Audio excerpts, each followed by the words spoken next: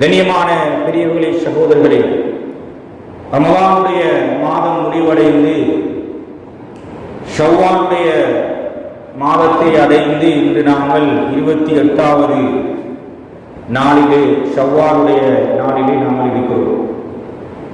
இன்னும் 2 தினங்களிலே நாளை மறுதினம் துல்கஅதாவுடைய பிறை நமது நாட்டிலே பார்க்கப்பட இருக்கிறது.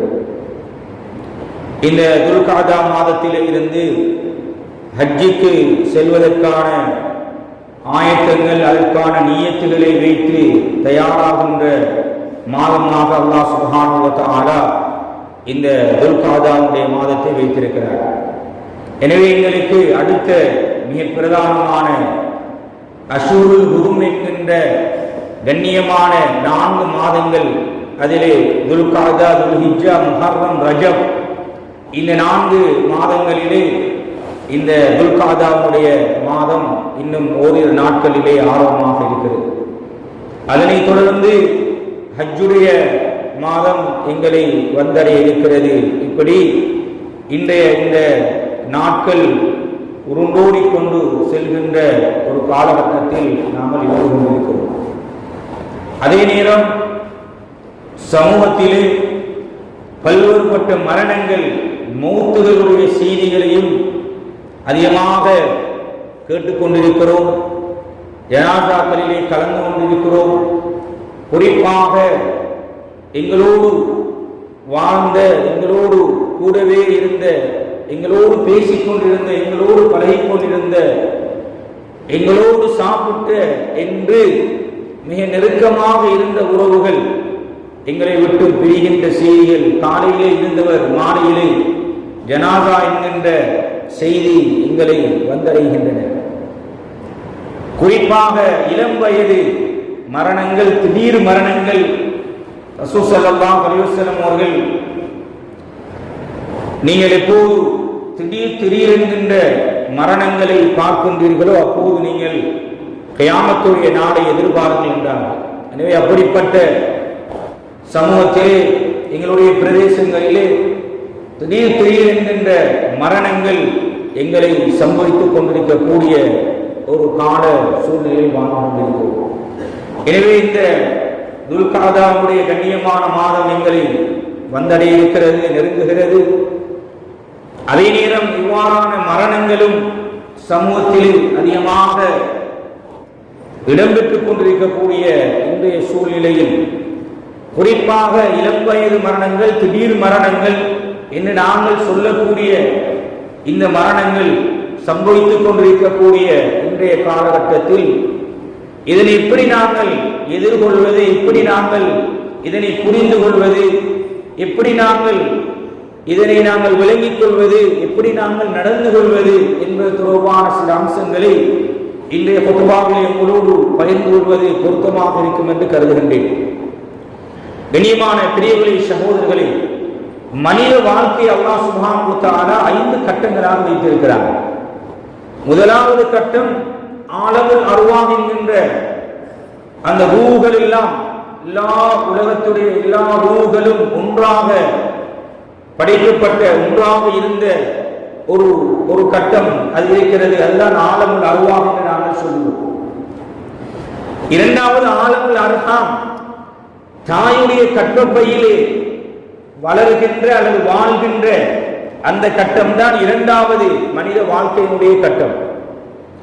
மூன்றாவது கட்டம் ஹயாத்து துன்யா, இந்த உலக வாழ்க்கை, நாங்கள் எல்லோரும் இப்போது வீட்டிருக்கக்கூடிய இந்த வாழ்க்கை, உலக வாழ்க்கை, இதுதான் துன்யாவுடைய, உலகத்தினுடைய வாழ்க்கை. நான்காவது ஒரு வாழ்க்கை இருக்கிறது, அதுதான் ஆலமுல் பர்ஸக் என்று சொல்கின்ற எங்களுடைய மௌத்தோடு ஆரம்பமாகின்ற அந்த மன்னரை வாழ்க்கை. அதற்கு ஆலமுல் பர்ஸக் 4வது கட்டம். 5வது இறுதியான வாழ்க்கை, இறுதியான கட்டம் தான் அது கியாமத் அல்லது ஆகிரத் என்று சொல்கின்ற மறுமை வாழ்க்கை. அதுதான் இறுதியானது, நிலையானது, அது உறுதியானது, சந்தேகமற்றது. அந்த வாழ்க்கை ஒன்று இருக்கிறது. இப்படி மனித வாழ்க்கையை அல்லாஹ் சுப்ஹானஹு வ தஆலா 5 கட்டங்களாக பிரித்திருக்கிறார்.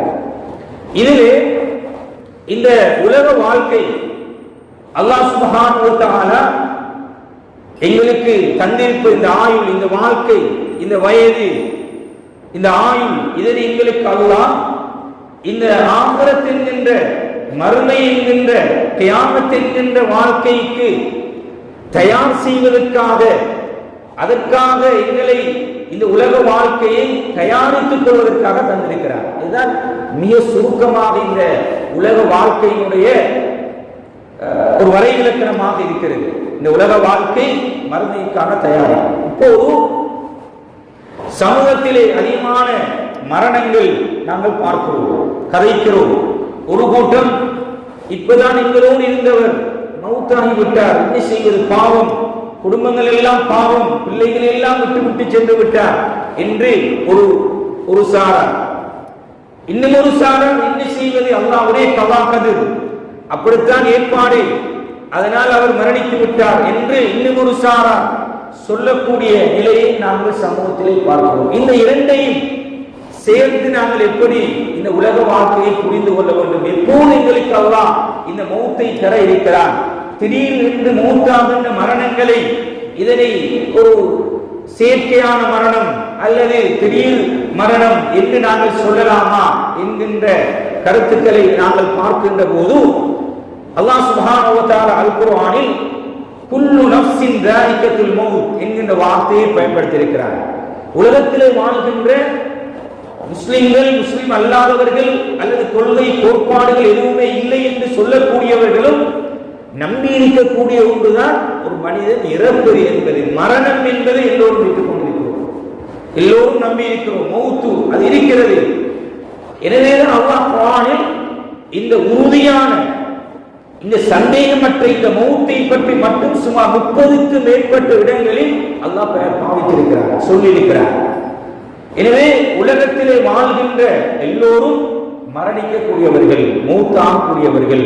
குல்லு நஃப்ஸின் ஸாயிகத்துல் மௌத், ஒவ்வொரு ஆத்மா உலகத்திலே பிறக்கப்படுகின்ற தாயுடைய கற்பப்பையிலே உருவாங்கினாலும் கூட அது ஒன்று விழிகட்டியாக அல்லது 7 மாதம் 8 மாதம் 9 மாத குழந்தையாக அது மரணம் என்கின்ற ஒரு அதற்குரிய ஏற்பாடு இருந்தால் அது மௌத்தாகித்தான் உலகத்திலே பிறக்க வேண்டும். அதுக்குரிய மரணம் இருக்கிறது என்பதைத்தான் அல்லாஹ் சுப்ஹானஹு வ தஆலா குல்லு நஃப்ஸின் ஸாயிகத்துல் மௌத் என்கின்ற வசனம் எங்களுக்கு படித்து தருவதை நாங்கள் பார்க்கிறோம். உண்மையில் உலகத்தில் ஏற்படுகின்ற மரணங்கள் சிறு வயதில் அல்லது இளமையில் அல்லது வாலிபத்தில் ஏற்படுகின்ற மரணங்கள், இந்த மரணங்களை பார்த்து நாங்கள் ஒரு பிழையான தவறான கருத்துக்களை நாங்கள் ஒரு காலம் சொல்லிவிடக் கூடாது, சொல்ல முடியாது. ஒரு மனிதனுடைய இறுதி முடிவை பற்றிய அறிவு உலகத்தில் எந்த ஒருவருக்கும் கிடையாது. எனவே சில நேரம் நாங்கள் சிறு குழந்தைகள் மரணிக்கின்ற போது இந்த தாய், இந்த தந்தை செய்த அநியாயம், இந்த தாயுடைய இதற்கு வந்த சோதனை, இந்த பிள்ளையை அல்லாஹ் மரணித்திருக்கிறார் என்று நாங்கள் சொல்வது இஸ்லாத்தினுடைய பார்வையிலே தவிர்த்துக் கொள்ள வேண்டிய அம்சமாக இருக்கிறது என்பதை நாங்கள் பார்க்கிறோம். காரணம், ரசூலுல்லாஹி ஸல்லல்லாஹு அலைஹி வஸல்லம் அவர்களுக்கு சிறு பிறந்த குழந்தைகள் மரணித்திருக்கின்றன. நபி அவர்களுடைய பெண் பிள்ளைகள் இளம் வயதில் மரணித்திருக்கிறார்கள். நபி அவர்கள் மூத்தாவதற்கு முன்னரே அவர்களுடைய பெண் பிள்ளைகள் மரணித்திருக்கிறார்கள். நிறைய இளம் வயதிலே சஹாபாக்கள் மரணித்திருக்கிறார்கள். எனவே யாருடைய மரணத்தையும் நாங்கள் இது ஒரு தவறான, ஒரு பிழையான, மோசமான, இந்த குடும்பத்திற்கு அல்லாஹ் கொடுத்த சோதனை, கண்டனை என்கின்ற வார்த்தை பிரயோகங்களை பயன்படுத்துவதை நாங்கள் தவிர்த்துக் கொள்ள வேண்டும் என்பதை முதலாவது அடிப்படையாக நாங்கள் விளங்கிக் கொள்ள வேண்டும். கண்ணியமானவர்களே, உண்மையில் இந்த இளம் வயது மரணங்கள் அல்லது திடீர் மரணங்கள் என்பதற்கும் இயற்கையாக அல்லது நோயாக இருந்து நீண்ட காலம் நோய்வாய்ப்பட்டிருந்து மரணித்திருக்கிறார் என்பதற்கும் இடையிலான வித்தியாசத்தை நாங்கள் பார்க்கும்போது, நாங்கள் பொதுவாக இவர் ஒரு இயற்கையாக மரணித்திருக்கிறார், நோய்வாய்ப்பட்டு நீண்ட காலம் நோயோடு இருந்து இவர் மரணித்திருக்கிறார் என்று நாங்கள் சொல்லுவோம்.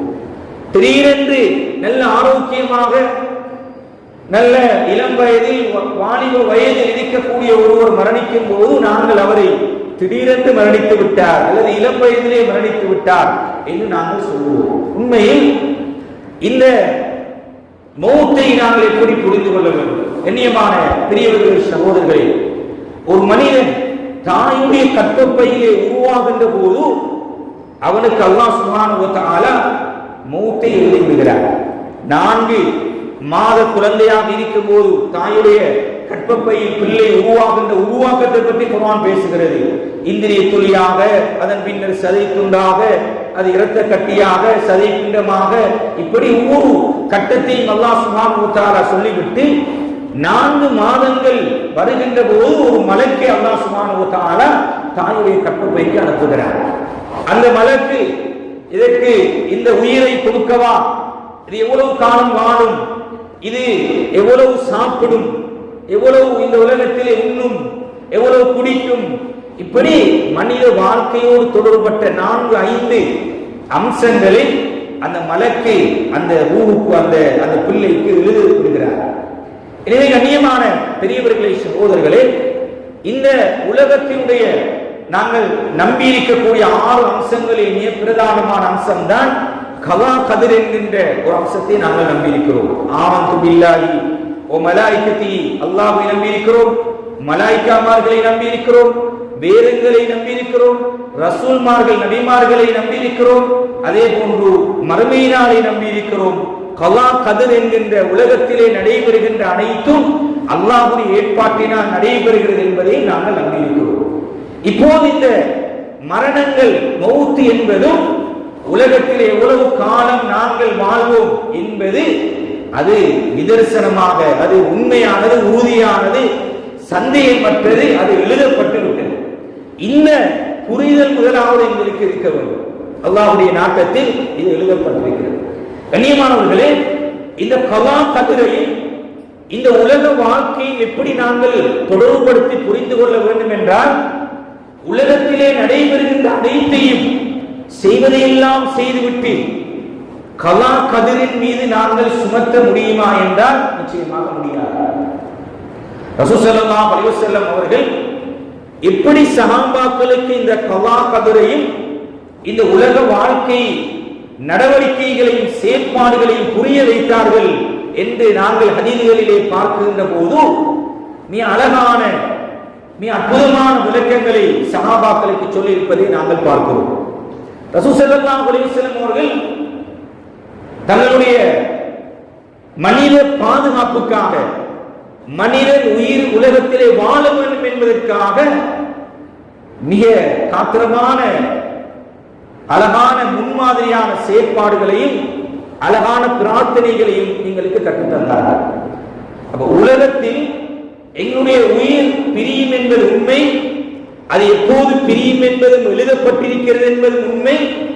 இதற்கு மத்தியில் தான் இந்த உலக வாழ்க்கையை நாங்கள் அல்லாஹ்விடத்திலே எதை கேட்க வேண்டும், எப்படி உலக வாழ்க்கையை அமைத்துக் கொள்ள வேண்டும் என்பதையும் நாங்கள் புரிந்து கொள்ள வேண்டும். கண்ணியமானவர்களே, ரசூல் ஸல்லல்லாஹு அலைஹி வஸல்லம் கேட்ட பிரார்த்தனைகள் மிக முக்கியமான ஒன்று, அல்லாஹும்ம இன்னி அஸ்அலுக்கல் அஃவ வல் ஆஃபியா, யா அல்லாஹ் எனக்கு ஆரோக்கியத்தை தருவாயாக.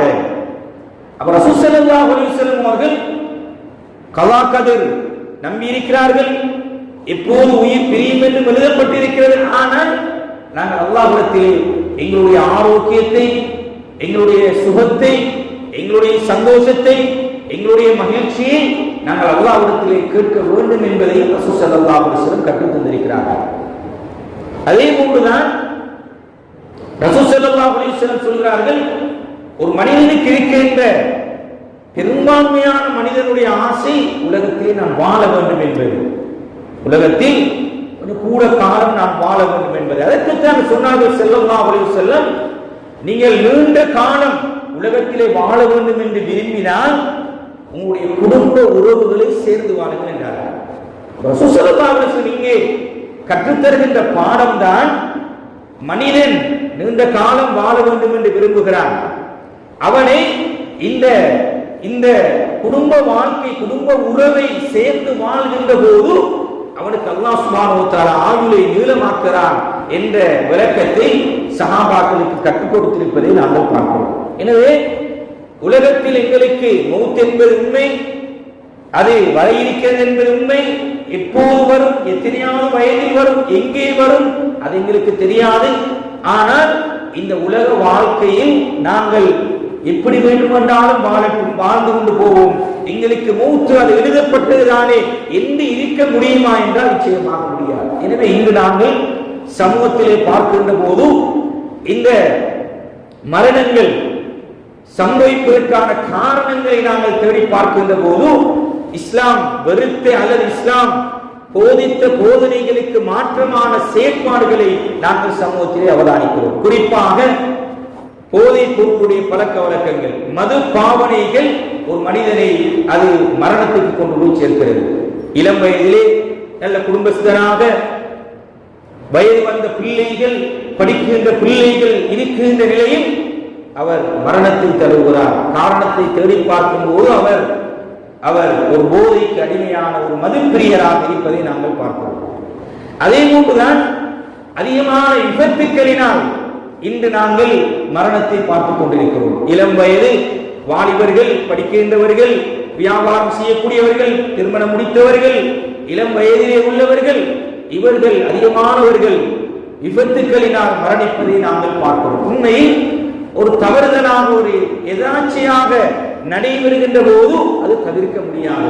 ஆனால் இது வேண்டுமென்று நாங்கள் செய்கின்ற பிழையான தவறான நடவடிக்கைகள் அது அது ஒரு பிழையாக இஸ்லாம் பார்க்கிறது என்பதை நாங்கள் கவனத்தில் கொள்ள வேண்டும். கண்ணியமானவர்களே, அதே போன்றுதான் சமூகத்திலே நாங்கள் மிக முக்கியமாக எங்களுடைய அன்றாட நடவடிக்கைகள் அதிகமான இந்த இளம் வயதினரை மௌத்துக்கு கொண்டு போய் சேர்க்கிறது என்பதை நாங்கள் பார்க்கிறோம். எங்களுடைய அன்றாட பழக்க வழக்கங்கள், குறிப்பாக உணவு பழக்க வழக்கங்கள் எங்களுடைய தொற்றா நோய்களுக்குரிய மிக முக்கியமான காரணங்களாக அவைகள் அடையாளப்படுத்தப்பட்டிருக்கின்றன. எங்களுடைய உணவு பழக்க வழக்கம் எங்களுடைய மரணத்திற்கு கொண்டு போய் சேர்க்கிறது என்பதை நாங்கள் பார்க்கிறோம். எங்களுடைய அன்றாட நடவடிக்கைகளில் நாங்கள் செய்ய வேண்டிய தவறான சில பழக்க வழக்கங்கள் அதுவும் சில மரணங்களை சம்பவிப்பதற்கான காரணமாக இருக்கிறது. குறிப்பாக எங்களுடைய தூக்கம். குர்ஆனில் அல்லாஹ் சுப்ஹானஹு வ தஆலா இரவு நேரத்தை தூக்கத்துக்குரிய நேரமாக அல்லாஹ் அடையாளப்படுத்துகிறார். இரவு என்பது அது ஓய்வெடுக்கின்ற நேரம். ஆனால் எங்களுடைய நாளாந்த செயற்பாடுகள் இரவை பகலாகவும் பகலை இரவாகவும் மாற்றியதன் விளைவு இன்று அதிகமானவர்கள் இந்த குற்றாத நோய்களுக்கு ஆளாக்கப்பட்டு இவர்கள் நோயாளிகளாக ஆக்கப்பட்டு திடீரென்று மரணிக்கின்ற அல்லது இளம் வயதில் மரணிக்கின்ற சம்பவங்களை சமூகத்திலே நாங்கள் பார்க்கிறோம். எனவே கண்ணியமானவர்களே, இந்த புரிதல் எங்களுக்கு இருக்க வேண்டும். இஸ்லாம் முஸ்லிம்களாக நாங்கள் இருக்கிறோம். இஸ்லாமிய மதத்தை, இஸ்லாமிய மார்க்கத்தை நாங்கள் பின்பற்றுகிறோம். கலா கதிரை நாங்கள் நம்பி இருக்கிறோம். அதற்காக வேண்டி நாங்கள் கதவை திறந்து வைத்து விட்டு அல்லாஹ் என்னுடைய வீட்டை பார்த்துக் கொள்வான் என்று ஒருவர் தூங்குவது அது கலா கதிரை நம்பிய ஒரு முஸ்லிமுக்குரிய ஒரு சிவத்தாக பண்பாக இருக்க மாட்டார்கள். எனவேதான் இந்த உலக வாழ்க்கையில் அல்லாஹ் எங்களுக்கான வழிகாட்டல்களை ரசூலுல்லாஹி ஸல்லல்லாஹு அலைஹி வஸல்லம் அவர்கள் மூலமாக காட்டி தந்திருக்கிறார். எங்களுடைய அன்றாட செயற்பாடுகள், அன்றாட நடவடிக்கைகள் நீண்ட ஒரு தலைப்பு இப்போது எமது பிரதேசத்திலே ஆய்வு செய்யப்பட்டிருக்கிறது. இளம் வயதிலே மரணிக்கின்றவர்களுடைய மரண விகிதாசாரங்கள், அது எதனால் அதிகமாக ஏற்படுகிறது போன்ற அம்சங்கள் ஆய்வு செய்யப்பட்டிருக்கிறது. மிக பிரதானமாக எங்களுடைய நாளாந்த செயற்பாடுகள், அன்றாடம் நாங்கள் சாப்பிடுகின்ற எங்களுடைய உணவு பழக்க வழக்கங்கள், எங்களுடைய தூக்கமின்மை, எங்களுடைய ஸ்ட்ரெஸ் என்று சொல்கின்ற மன அழுத்தம், எங்களுடைய மனச்சோர்வு, இப்படியான அம்சங்கள் எங்களை திடீரென்கின்ற அந்த மாரடைப்புக்கு விட்டு சென்று மரணத்தை கொண்டு வந்து சேர்க்கின்ற காரணிகளாக அடையாளப்படுத்தப்பட்டிருக்கிறது. எனவே கண்ணியமானவர்களே, இதனை மிக கவனத்திலே எடுக்க வேண்டிய பொறுப்பு எங்கள் ஒவ்வொருவருக்கும் இருக்கிறது. எங்களுடைய குடும்பத்தை பார்க்கிறோம், எங்களுடைய வாகனத்தை பார்க்கிறோம், எங்களுடைய கடையை பார்க்கிறோம். ஆனால் எண்ணி பார்ப்பதற்கு நான் தயாரில்லை. எப்படி வேண்டுமென்றாலும் நான் போகட்டும், அல்லாஹ்வுடைய ஏற்பாட்டினால் சாப்பிடுவதெல்லாம் சாப்பிடுவதற்கு விட்டு இது அல்லாஹ் நாடினால்தானே வரும் என்று சொல்வது ஒரு ஆரோக்கியமான கருத்தாக இஸ்லாம் பார்க்கவில்லை என்பதையும் நாங்கள் புரிந்து கொள்ள வேண்டும். எனவே இந்த இளம் வயது மரணங்கள் அல்லது திடீர் மரணங்கள் என்று நாங்கள் சொன்னாலும் இது அல்லாஹ்வுடைய கலாமினால் நடைபெறுகிறது என்கின்ற ஒரு அடிப்படையான அம்சத்தை நாங்கள் புரிந்து கொள்வதோடு சேர்த்து அதற்காக வேண்டி கலாமில் எழுதப்பட்டதுதானே நடக்கும் என்று தான் தோன்றித்தனமாக நாங்கள் விரும்பியபடி எங்களுடைய வாழ்க்கையை அமைத்துக் கொள்வதும் ஒரு ஆரோக்கியமானதாக இருக்க மாட்டாது என்கின்ற புரிதலையும் நாங்கள் விளங்கிக் கொள்ள வேண்டும். கண்ணியமான பெரியவர்களே, சகோதரர்களே, இது முதலாவது அம்சம். இரண்டாவது, இந்த மரணம் வருகின்ற போது குறிப்பாக திடீரென்று எங்களுக்கு ஏற்படுகின்ற இந்த மரணங்கள் அல்லாஹ்வுடைய நாட்டத்தினால் தான் ஏற்படுகிறது என்று இருந்தாலும் கூட இதற்கு நாங்கள் தயாராக இருக்கிறோமா என்கின்ற சிந்தனையையும் நாங்கள் இப்போது எங்களுக்குள் கேட்டுக்கொள்ள வேண்டிய ஒரு கேள்வியாக இருக்கிறது. கண்ணியமானவர்களே, உண்மையில் எங்களுடைய மௌத்தோடு இந்த உலக வாழ்க்கையினுடைய சகல அம்சங்களும் துண்டிக்கப்பட்டு வருகின்றன. ஆனால் 3 அம்சங்களை தவிர என்று ரசூல் ஸல்லல்லாஹு அலைஹி வஸல்லம் சொன்னார். ஒன்று, எங்களுடைய நாங்கள் செய்த நல்லமல்கள் எங்களை பின்தொடர்ந்து வரும். இரண்டாவது சொன்னார்கள், நீங்கள் வளர்த்த சாலிகான உங்களுடைய குழந்தை அது கேட்கின்ற பிரார்த்தனை அது உங்களை பின்தொடர்ந்து வரும். மூன்றாவது சொன்னார்கள், நீங்கள் செய்கின்ற நிரந்தரமான தர்மம், அந்த வகுப், அந்த தர்மம் அந்த நன்மை உங்களை பின்தொடர்ந்து வரும். உங்களுடைய மௌத்துக்கு பிறகு இந்த உலக வாழ்க்கையோடு துண்டிக்கப்பட்டது பின்னர் கூட உங்களை பின்தொடர்ந்து வருகின்ற 3 அம்சங்களை ரசூலுல்லாஹி ஸல்லல்லாஹு அலைஹி வஸல்லம் அவர்கள் சொல்லியிருப்பதை நாங்கள் பார்க்கிறோம். எனவே கண்ணியமானவர்களே, நாங்கள் சில நேரம் நான் ஆரோக்கியமாகத்தான் இருக்கிறேன், திடகாத்திரமாகத்தான் இருக்கிறேன் என்ற உணர்வு எங்களுக்கு இருந்தாலும் கூட திடீரென்று இந்த மௌத்து எங்களுக்கு வந்துவிட்டால் நான் தயாராக இருக்கிறேனா என்ற கேள்வியை நாங்கள் ஒவ்வொருவர்களும் எங்களுக்குள் கேட்டுக்கொள்ள வேண்டும். முதலாவது மிக பிரதானமான அம்சம், எங்களுடைய அமல்கள், எங்களுடைய இபாதத் சார்ந்த அம்சங்களை நாங்கள் ஒரு சுய விசாரணை செய்து கொள்ள வேண்டிய ஒரு அத்தியாவசிய தேவையிலே நாங்கள் இருக்கிறோம். கண்ணியமானவர்களே, குறிப்பாக ரசூல் ஸல்லல்லாஹு அலைஹி வஸல்லம் சொன்னார்கள், ஒருவர் மரணித்து விட்டால் அவருக்கு கேட்கப்படுகின்ற கேள்விகளில் 4 அல்லது 5 பிரதானமான கேள்விகளில் ஒன்று உங்களுடைய தொழுகை பற்றியதாகும் என்று ரசூல் ஸல்லல்லாஹு அலைஹி வஸல்லம் சொன்னார். எனவே கண்ணியமானவர்களே, எங்களுடைய தொழுகையை ரமலானிலே மாஷா அல்லாஹ் அல்ஹம்துலில்லாஹ் அதிகமான சபுகள் இந்த பள்ளி வாயில்கள், எல்லா பள்ளி வாயில்களிலும் நிறைந்து வழிந்தன.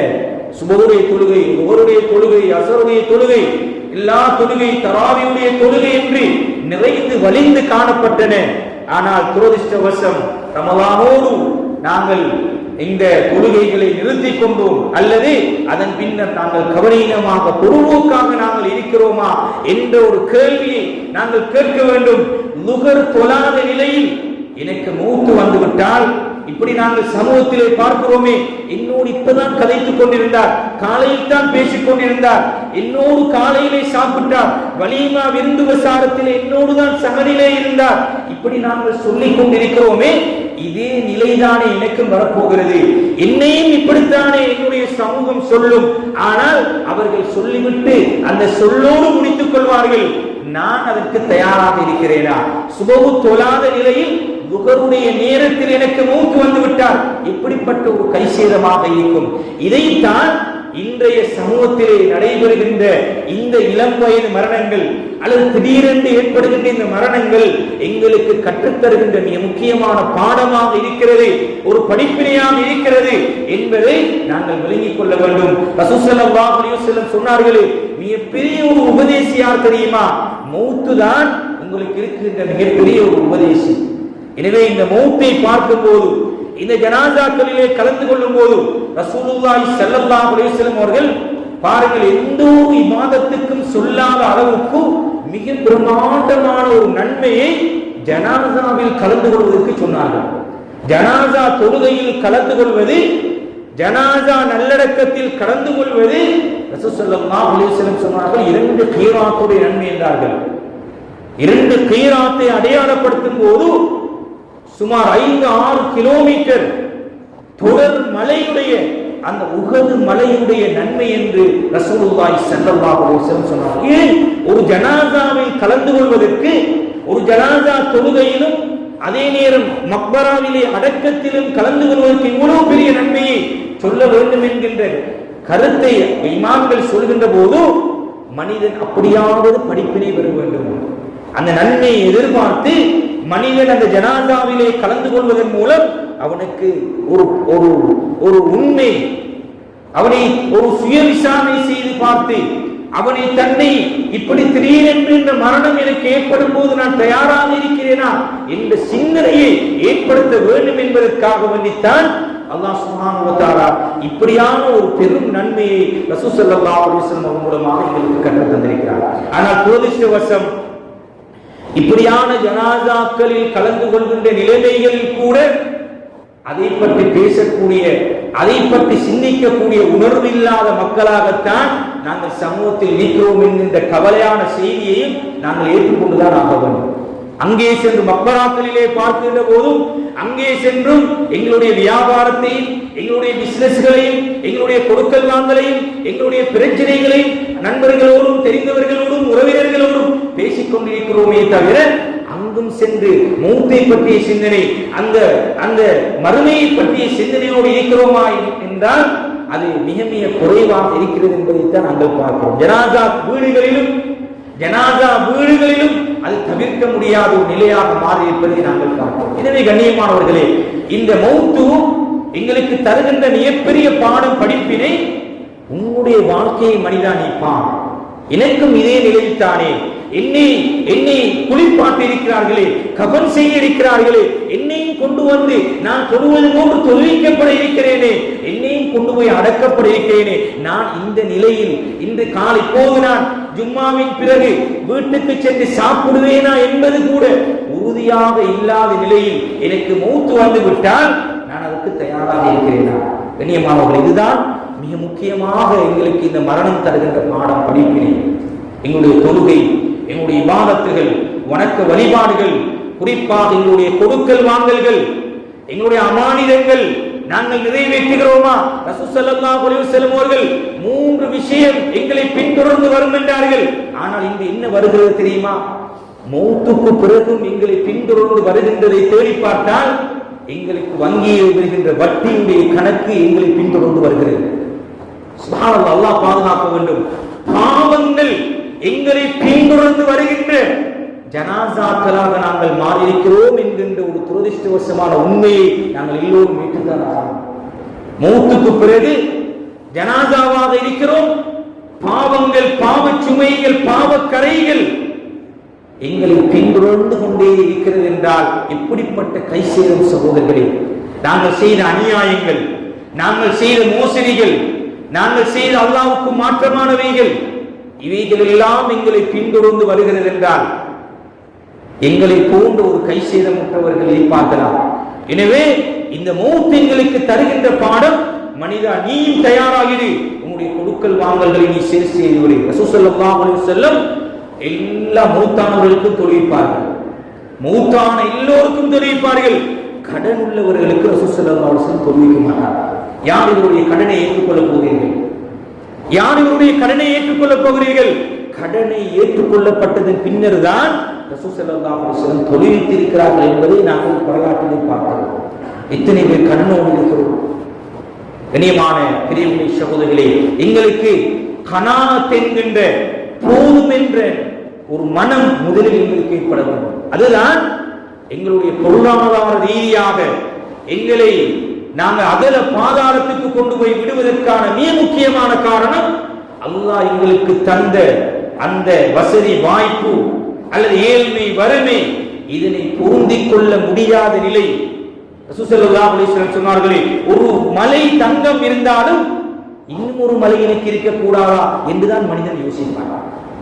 எனவே எங்களை இந்த உலகம் ஏமாற்றிவிடக் கூடாது, நாங்கள் ஏமாறக்கூடியவர்களாக மாறிவிடக் கூடாது.